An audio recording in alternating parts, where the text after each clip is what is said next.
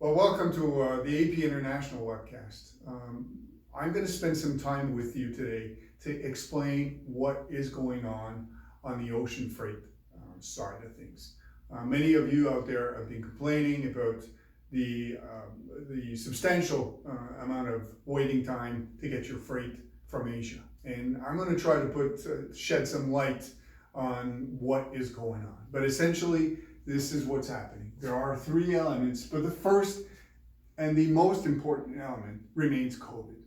COVID in Q1 2020, China was hit. So the first quarter of the calendar year 2020, China is hit tremendously. Actually, all of their manufacturing, essentially China is shut down. All of their manufacturing facilities are shut down. In Q2 20, the rest of the world, but essentially North America is also hit. So all of our manufacturing facilities are also shut down. So China remains shut down. We are now shut down. So China is now shut down for 2 consecutive quarters. By summer 20, there's some hope. And finally, we're starting to breathe again. We being the world. China is somehow demonstrating some leadership into controlling the viruses, and we're seeing finally some light at the end of the tunnel.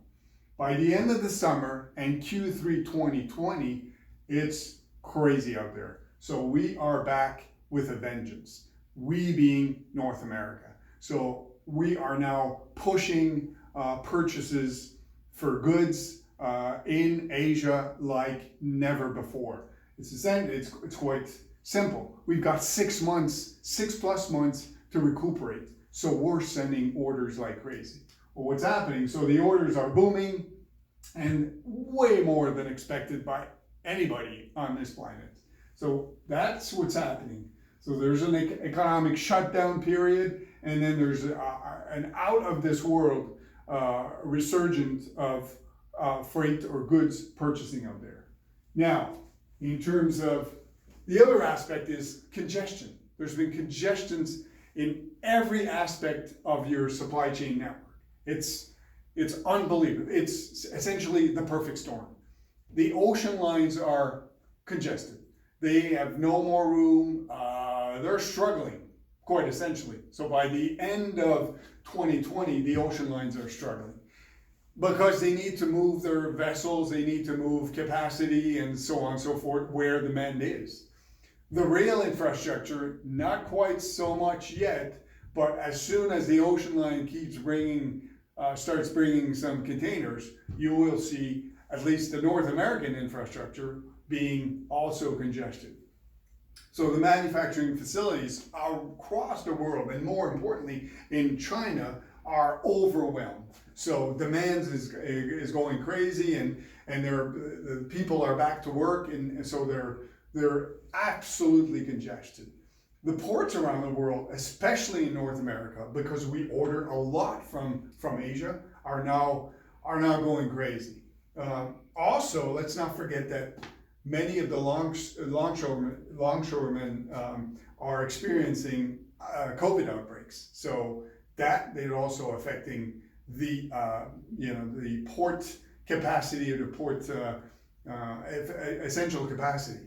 So and by the same token, there's more demand. So it's unbelievable. So all the logistics facilities are stretched thin, all of them, whether it's the ocean lines, the rail, even the trucking industry is affected. At least the container side of trucking, the chassis as we speak. As more demand comes in, well, these guys are being requested, their capacity is being stretched in as well.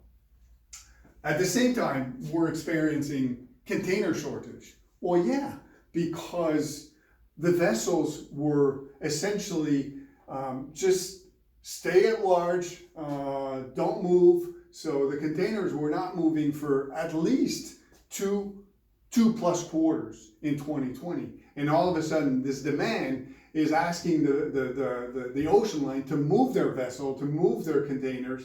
But so we're experiencing a tremendous shortage in containers.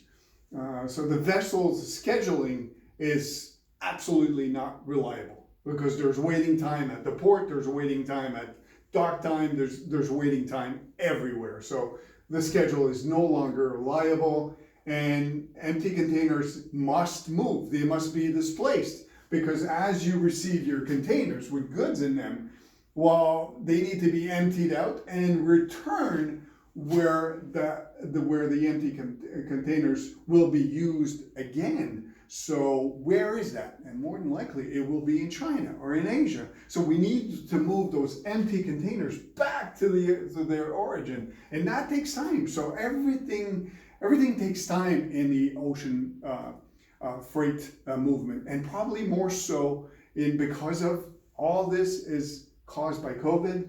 So all this funneled into substantial transit delays to receive your goods. Are there solutions? There's only one solution, and it's vaccination. There's nothing else until all the logistics facilities are back to full capacity.